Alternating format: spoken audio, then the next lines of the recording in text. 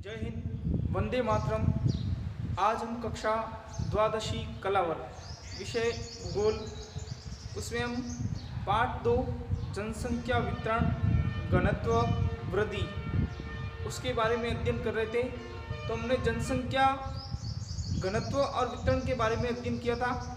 आज हम विश्व की जनसंख्या वृद्धि से संबंधित अध्ययन करेंगे। तो जनसंख्या वृद्धि से संबंधित हम आगे पढ़ेंगे। तो सर्वप्रथम एक शब्द आता है जनसंख्या वृद्धि। वृद्धि यानी क्या? वृद्धि किसे कहते हैं?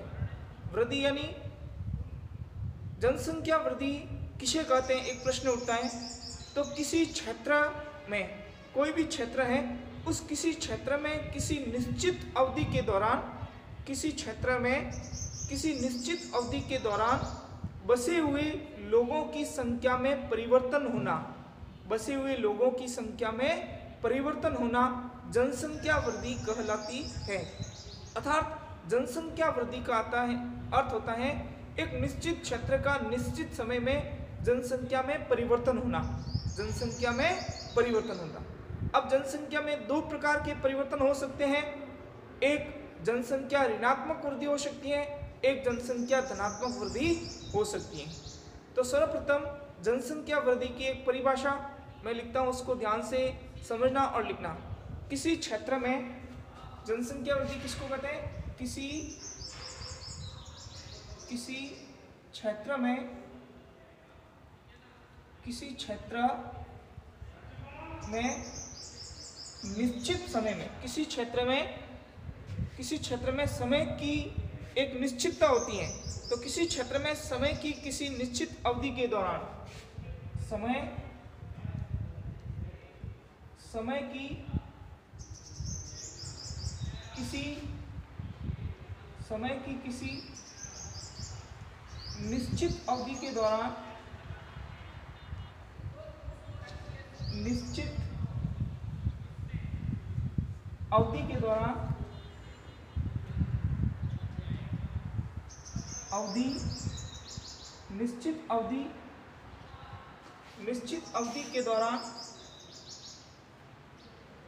निश्चित अवधि के दौरान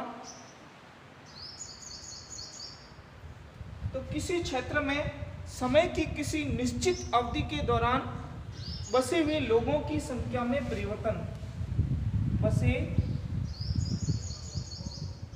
हुए लोगों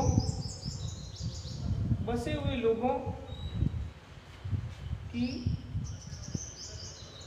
संख्या, बसे हुए लोगों की संख्या में परिवर्तन।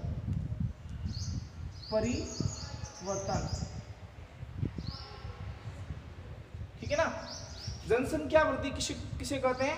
किसी क्षेत्र में समय की किसी निश्चित अवधि के दौरान बसे हुए लोगों की संख्या में परिवर्तन, बसे हुए लोगों की संख्या में परिवर्तन होना, उसी को हम जनसंख्या वृद्धि कहते हैं। इस जनसंख्या वृद्धि को निरपेक्ष अथवा प्रतिशत के रूप में अभिव्यक्त किया जाता है। किसी भी जनसंख्या वृद्धि को एक निश्चित प्रतिशत होता है, उस प्रतिशत के रूप में या निरपेक्ष संख्या के रूप में उसको क्या किया जाता है? अभिव्यक्त किया जाता है, उसको लिखा जाता है। अब अगर हम बात करते हैं, जैसे उदाहरण के माध्यम से देख सकते हैं कि मैं एक भारत की जनसंख्या का उदाहरण लेता हूं। उस भारत की जनसंख्या के उदाहरण के माध्यम से क्या देखते हैं? तो भारत की जनसंख्या के बारे में, जैसे कि 2001 के भारत की जनसंख्या 102.86 करोड़ थी। सन 2001 में भारत की जनगणना हुई, उसमें भारत की कुल जनसंख्या 102.86 करोड़ थी। और फिर 10 वर्षों के बाद में जनगणना होती है। 10 वर्ष के बाद में भारत की जनसंख्या बढ़कर के 121.02 करोड़ हो गई। अर्थात इस प्रकार से देखते हैं 18.15% की वृद्धि होती है, 18.15 करोड़। और इसको हम प्रतिशत में निकालते हैं तो लगभग 17.64% की जनसंख्या में वृद्धि होती है। तो इस प्रकार से जनसंख्या वृद्धि यानी क्या? जनसंख्या में परिवर्तन होना। अब जनसंख्या में परिवर्तन दो प्रकार से हो सकते हैं, एक ऋणात्मक भी हो सकता है, एक धनात्मक भी परिवर्तन हो सकता है। तो जनसंख्या वृद्धि ऋणात्मक होती है तो भी जनसंख्या वृद्धि कहेंगे, धनात्मक होती है तो भी जनसंख्या वृद्धि कहेंगे। तो जनसंख्या में परिवर्तन कितने प्रकार से होता है? जनसंख्या में परिवर्तन, जनसंख्या में परिवर्तन, जनसंख्या में परिवर्तन कितने प्रकार के होते हैं? दो प्रकार के। एक होता है धनात्मक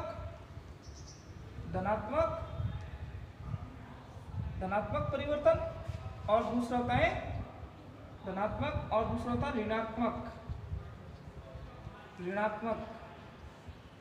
धनात्मक और ऋणात्मक। जनसंख्या में परिवर्तन धनात्मक भी हो सकता है, ऋणात्मक भी हो सकता है, अर्थात जनसंख्या वृद्धि धनात्मक भी हो सकती है और ऋणात्मक भी हो सकती है। अब जनसंख्या परिवर्तन के कुछ सूचक हैं। जनसंख्या परिवर्तन के क्या सूचक हैं? तो जनसंख्या परिवर्तन के सूचक, जनसंख्या परिवर्तन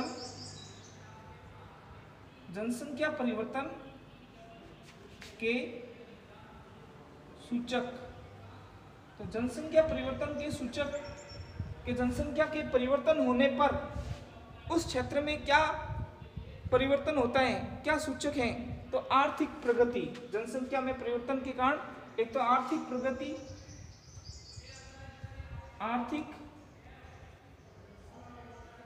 प्रगति, दूसरा हम देखते हैं आर्थिक प्रगति के बाद में सामाजिक उत्थान,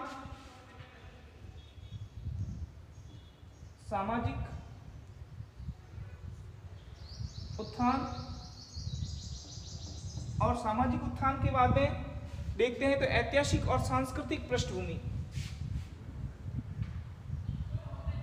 ऐतिहासिक और सांस्कृतिक पृष्ठभूमि,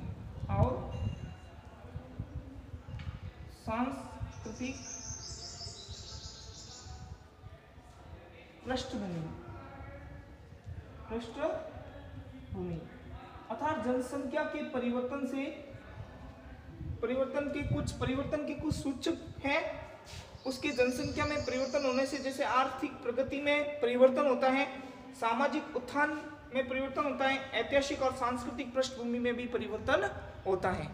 अर्थात हम ये कह सकते हैं जिस देश की जनसंख्या आदर्श होती है उस देश में आर्थिक प्रगति अधिक होती है, सामाजिक उत्थान अधिक होता है और ऐतिहासिक और सांस्कृतिक पृष्ठभूमि भी अच्छी उसकी मानी जाती है। तो इस प्रकार से जनसंख्या परिवर्तन दो प्रकार से होता है, धनात्मक और ऋणात्मक हो सकता है। जब जनसंख्या में वृद्धि होती है अर्थात प्लस होता है तो धनात्मक परिवर्तन होता है, और किसी कारण से जब जनसंख्या में कमी हो जाती है तो उसको ऋणात्मक परिवर्तन कहते हैं। जैसे कई प्रकार की महामारियों के कारण जनसंख्या में कमी हो जाती है तो उसमें ऋणात्मक परिवर्तन के नाम से जानते हैं। अब मैं इस जनसंख्या वृद्धि को किस प्रकार से निकाला जाता है, जनसंख्या वृद्धि को निकालने का एक सूत्र है। जनसंख्या वृद्धि या निरपेक्ष वृद्धि दर ज्ञात करना या जनसंख्या वृद्धि ज्ञात करने का सूत्र है। जनसंख्या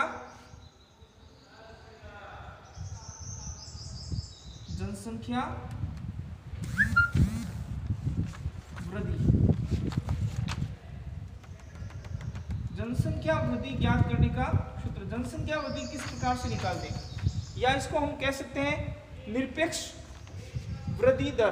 क्या कह सकते हैं? निरपेक्ष वृद्धि दर। निरपेक्ष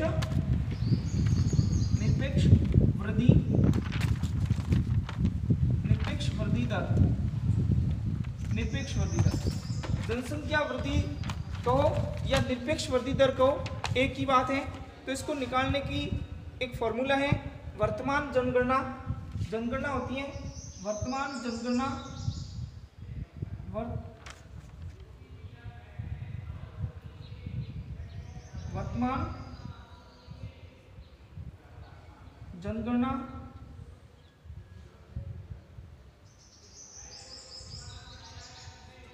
जो वर्तमान जनगणना होती है उसकी संख्या वर्तमान जनगणना की संख्या में से विगत वर्ष की जनगणना की संख्या को घटाना। विगत वर्ष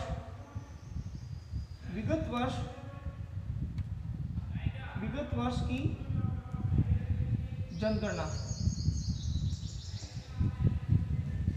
विगत वर्ष की जनगणना को घटाना, वर्तमान जनगणना में से विगत वर्ष की जनगणना को घटाना और विगत वर्ष की जनगणना का वापस इसमें भाग देना। क्या देना? विगत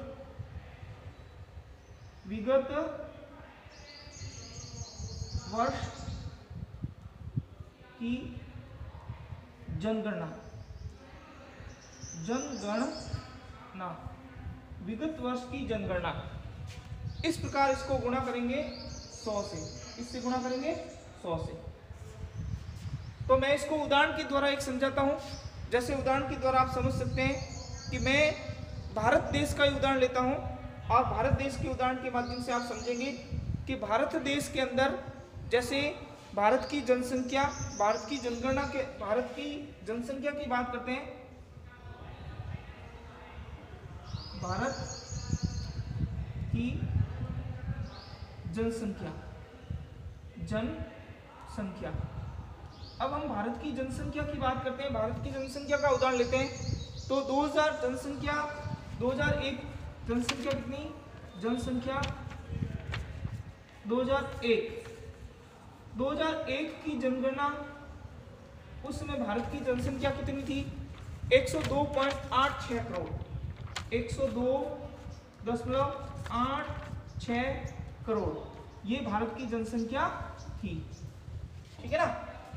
अगर मैं जनसंख्या लेता हूं 2011 की, भारत की 2011 की जनसंख्या भारत की लेते हैं तो 2011 के अंदर भारत की जनसंख्या थी 121.02 करोड़, 121.02 करोड़, ये भारत की जनसंख्या थी। अब इसमें मैंने क्या सूत्र लगाया? वर्तमान जनगणना माइनस विगत वर्ष की जनगणना बट्टा विगत वर्ष की जनगणना इंटू 100। तो जनसंख्या वृद्धि हम इसको आराम से निकाल सकते हैं। तो इस प्रकार से जनसंख्या वृद्धि निकालने का ये सूत्र है। तो इस भारत की जनगणना के माध्यम से भारत की जनसंख्या को हम देखते हैं। तो भारत की जनसंख्या में सबसे पहले वर्तमान वर्ष की जो जनगणना है वो कितनी है? वर्तमान वर्ष की जनगणना है वो 121.2 करोड़ है। कितनी है? 121.02 करोड़। 121.02 करोड़ में से 102.86 करोड़ घटाएंगे बट्टा इसमें विगत वर्ष की जनगणना जो पिछले वर्ष की जनगणना है यानी कि 102.86 का भाग देंगे इंटू 100 से गुणा करेंगे। तो इस प्रकार से इसको हल करने पे जो संख्या आती है वो जनसंख्या वृद्धि हो जाती है। तो क्या आएगा? 17.64%। कितनी आ जाएगी? 17.64%। ये भारत की जनसंख्या वृद्धि दर हो गई। भारत की जनसंख्या वृद्धि दर कितनी हो गई और जनसंख्या वृद्धि कितनी हो गई? जनसंख्या वृद्धि जब इसमें से घटाएंगे तो 18.15 करोड़, 15 करोड़ ये इसकी वृद्धि हो गई। 18.15 करोड़ ये भारत की जनसंख्या की वृद्धि और ये भारत की जनसंख्या की वृद्धि दर कितनी हो गई? 17.64।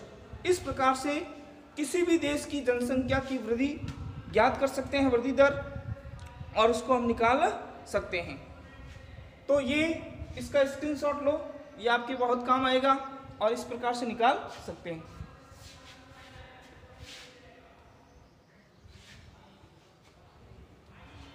ठीक है, अब हम इसके आगे चलते हैं।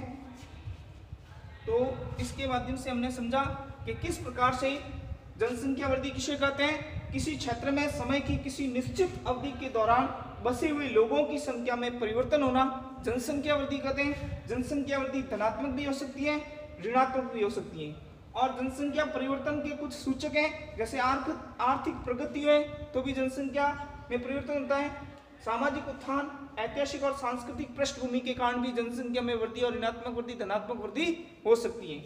इसी प्रकार जनसंख्या वृद्धि की एक सूत्र है जो वर्तमान जनगणना में से विगत वर्ष की जनगणना बट्टा विगत वर्ष की जनगणना इंटू 100, ऐसे करने पे हम जनसंख्या वृद्धि निकाल सकते हैं। जैसे हमने भारत का उदाहरण लिया कि भारत की जनगणना के अनुसार 2001 की जनगणना के अनुसार 102.86 करोड़ और 2011 की जनगणना के अनुसार 121.02 करोड़, और इन दोनों को घटाने पर 18.5 करोड़ हो जाएंगे। फिर हम इसी सूत्र के आधार पर ये रखने पर 17.64% जनसंख्या की वृद्धि, भारत की जनसंख्या की वृद्धि मानी जाती है। अब हम इसके आगे पढ़ते हैं। तो भारत में जनसंख्या की वार्षिक वृद्धि दर कितनी है? तो भारत में जनसंख्या की वार्षिक वृद्धि दर है वो 1.64% है। वार्षिक वृद्धि दर, भारत की जनसंख्या की वार्षिक वृद्धि दर कितनी है? भारत की जनसंख्या की वार्षिक वृद्धि दर, वार्षिक वृद्धि दर, भारत की जनसंख्या की वार्षिक वृद्धि कितनी है? 1.46 करोड़, 1.46% ये वार्षिक वृद्धि मानी जाती है। तो ये देखते हैं तो ऐसे हमको दिखाई देती है, बहुत कम नजर आती है ना। भारत की जनसंख्या की वार्षिक वृद्धि दर 1.64% दिखने में बहुत कम है, लेकिन अगर हम कुल जनसंख्या की यानी कि 2011 की जो जनगणना के अनुसार जनसंख्या थी 121.02 करोड़, तो 121.02 करोड़ का 1.64 निकालेंगे तो करोड़ों में संख्या आ जाएगी, लाखों में करोड़ों में संख्या आ जाती है, इसलिए ये भी जनसंख्या वृद्धि दर अधिक मानी जाती है भारत के अंदर। अब हम जनसंख्या वृद्धि भी प्राकृतिक वृद्धि दर को निकालने के लिए सूत्र उसका हम उपयोग करते हैं। प्राकृतिक वृद्धि दर किस प्रकार से निकाली जाती है उसके बारे में।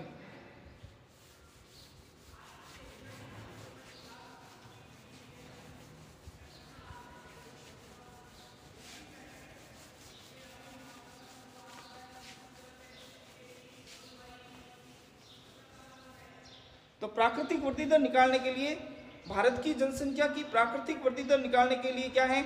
जन्म दर माइनस मृत्यु दर बराबर जनसंख्या वृद्धि हो जाएगी, यानी जन्म दर और मृत्यु दर इन दोनों में जो अंतर आएगा वो प्राकृतिक वृद्धि दर हो जाएगी। क्या है? प्राकृतिक वृद्धि दर।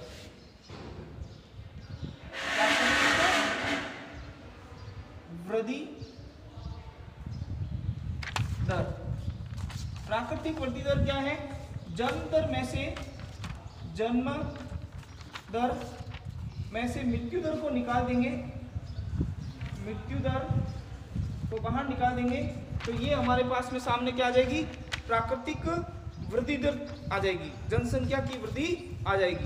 क्या आ जाएगी? बराबर जनसंख्या की वृद्धि, जनसंख्या वृद्धि बराबर क्या हो जाएगी? जनसंख्या वृद्धि। कि कितनी जनसंख्या की वृद्धि हुई है? तो प्राकृतिक जनसंख्या की वृद्धि निकालने का ये प्राकृतिक वृद्धि दर, जन्म दर में से मृत्यु दर को घटाएंगे तो जनसंख्या वृद्धि अपने आप आ जाएगी। इसी प्रकार वास्तविक वृद्धि दर निकालना है कि वास्तविक वृद्धि दर कितनी है? तो वास्तविक वृद्धि दर, वास्तविक